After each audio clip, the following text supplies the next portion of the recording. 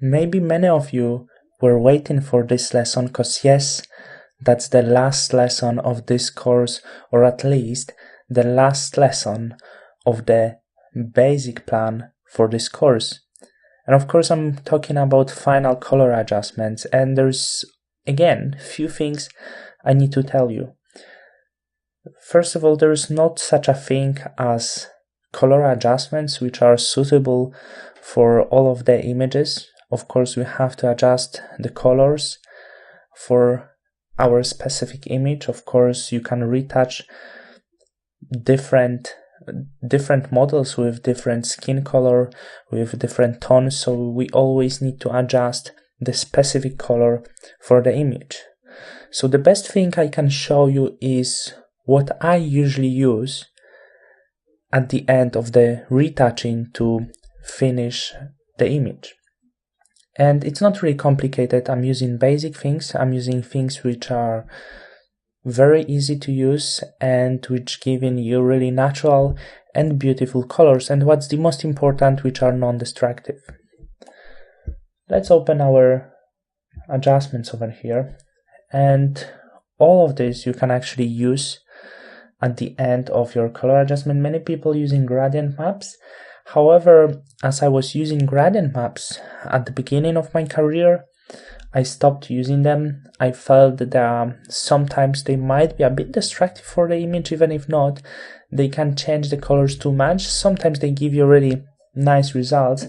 However, in the beauty retouch, I believe we need to look for natural colors that exist on the image, and we need to try improve the colors that exist. We need to adjust the colors that exist and not put on the different colors.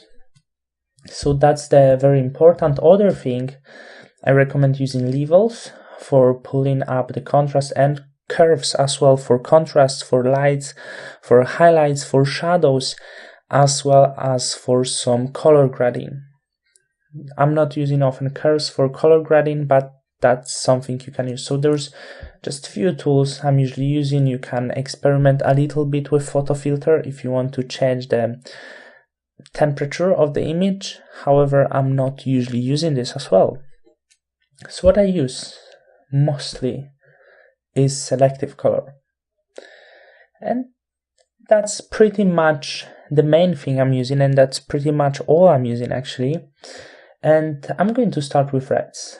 And I'm starting with reds because they are specific for this image. As you can see, we have some of the red areas of the face. So what I recommend you, if you have some specific areas, just open, experiment with everything, how everything looks like for you, etc. So let's start from cyan.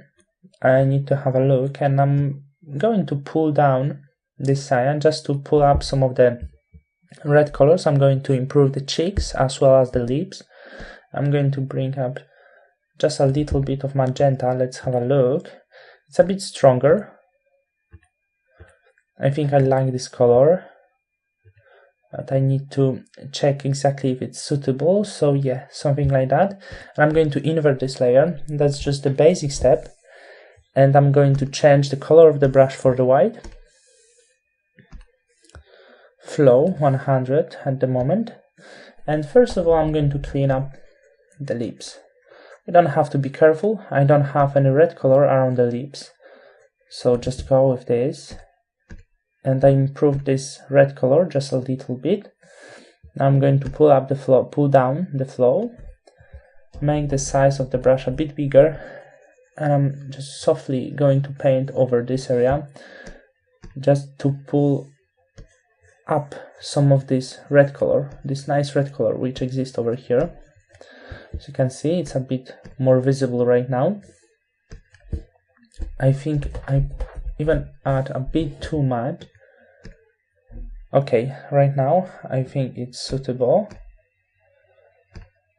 Eventually we could try with color black to knock down some of the color on this black layer mask, just a little bit, because I want it to stay, but I don't want really such a strong color, something like that. I was painting with white once again, so my mistake. Didn't notice, of course. I want to knock it down just a bit with the color black. Right now everything is fine, and yeah, it looks correct.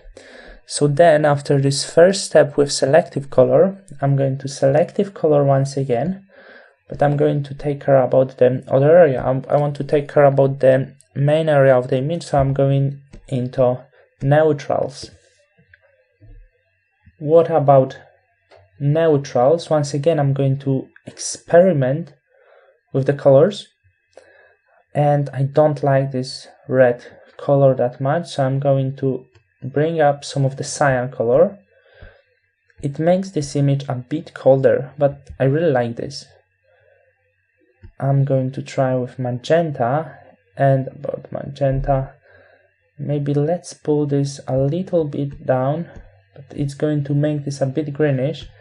However, when I'm going to pull this up,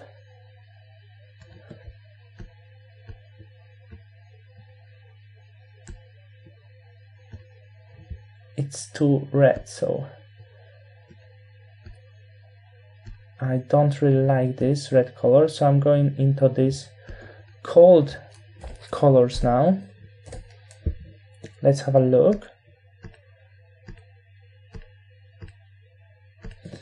And now I'm going to see how does it looks with yellow, but the yellow doesn't look really suitable for the skin, so I'm not going to add any yellow color. Let me see this once again. Okay, now I'm going into whites, and I want to take down the whites, the yellow color from the white areas. So this image is a bit colder, but I usually fancy the cold colors, and we're going to see. So I don't want to affect the hair for sure, so I'm just going to pull up the flow at 100, and with black color of the brush I'm going to paint over the hair, because I want to bring up this nice natural color of the hair. Have a look. Before it was warm image, and after it's a bit colder.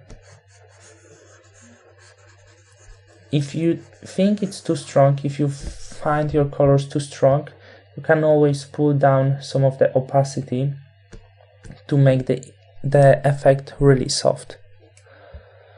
So next step, I found the point that this hand might be too yellowish, and selective color is really fantastic if you think some area of the image has too strong colors which are not really suitable to the rest of the image.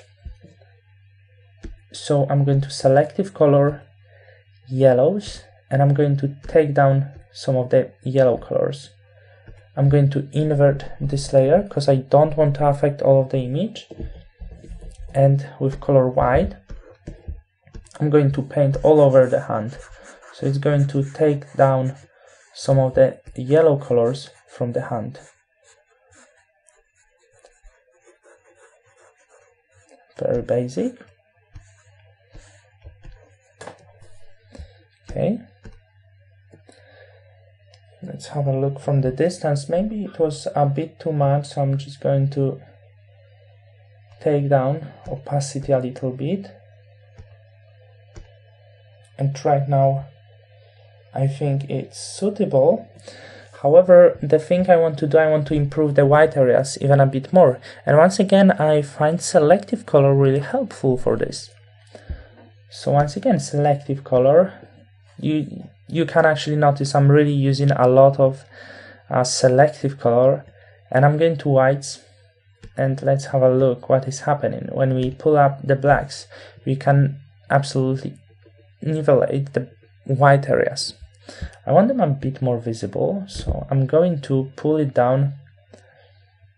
It can be more, so we can see everything very clear, but later on we just can simply pull down the opacity.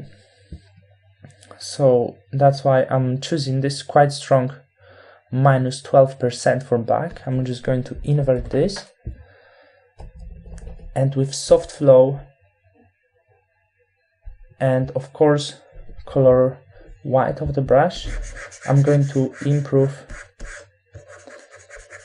the neck. I have not enough white color over here, I feel so, That's my personal feeling. So I want to bring up some of this if it's possible, and that will be mostly on the neck. Most of the work here will be on the neck, and a bit less on the face. Just a bit over here, because I want pretty much the color to be similar. The neck is a bit too shadow, but I see the contrast is too big for me between the face and the neck and the forehead. And this cheek is quite wide, so I don't need this over here, but in that area a little bit. The forehead, as I said, and over here. And let's have a look. We have a bit more contrast. You can notice this here, you can notice this on the forehead, and not such a strong difference on the neck over here. The reason is because we didn't have so much of the white color on the neck, just a little bit, so it's trying to pull up as much as it can. Let's see from the distance for the better perspective for me. Before, after, as you can see, I pull up some of the whites a bit more, and I really like this. And the last use for me for the black color, I'm sorry, for selective color, is this background.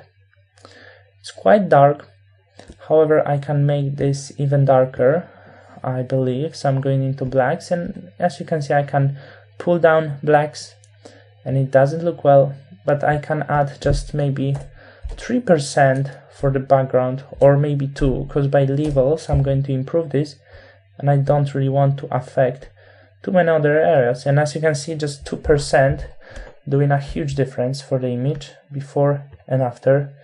It's making the background really dark.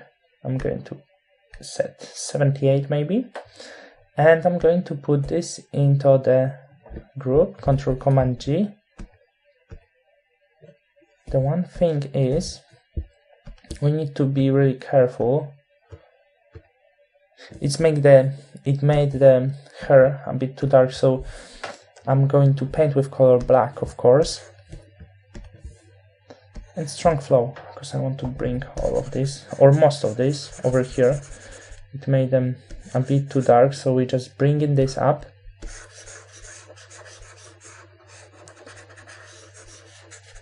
We want the hair really shiny, and you can improve the hair using selective colors, because the hair have pretty much yellowish colors.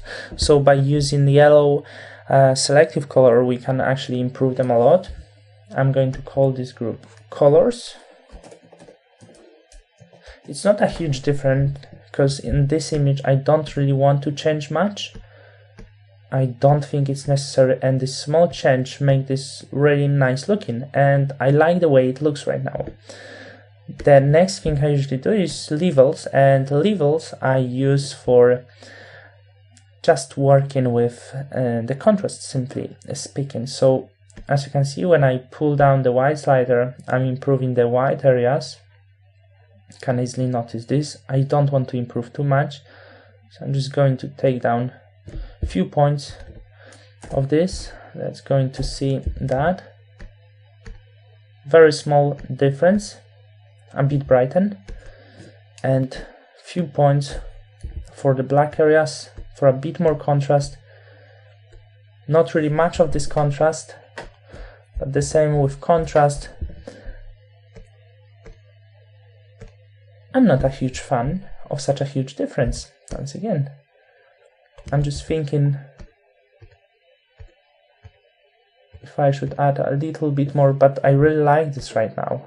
That's why I don't need to work so much. And of course we can try color grading with curves. I don't really think I'm going to use it, because I do really like how it looks right now. I do really love the way it looks. You could play with this if you would like to go into a bit colder colors. I would hide the hair. The image looks quite alright, but I think before that these warm colors look even a bit better, but I can add just very soft effect. Something like that. I'm going to see. Control Command G. I'm going to call this contrast.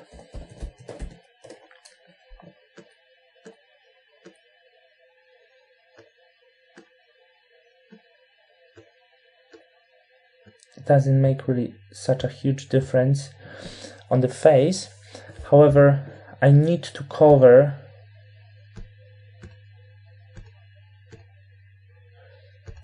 create a layer mask over here on the group, and I'm going to paint with black to bring up the natural shine of the hair.